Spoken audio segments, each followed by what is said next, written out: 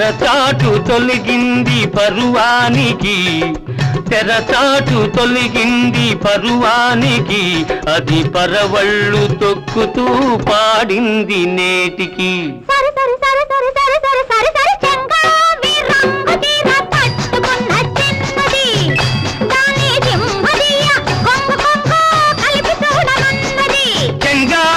రంగు చీర కట్టుకున్న చిన్నది, దాని జిమ్మదియ అందమంతా చీరలోనే ఉన్నది. సరి సగ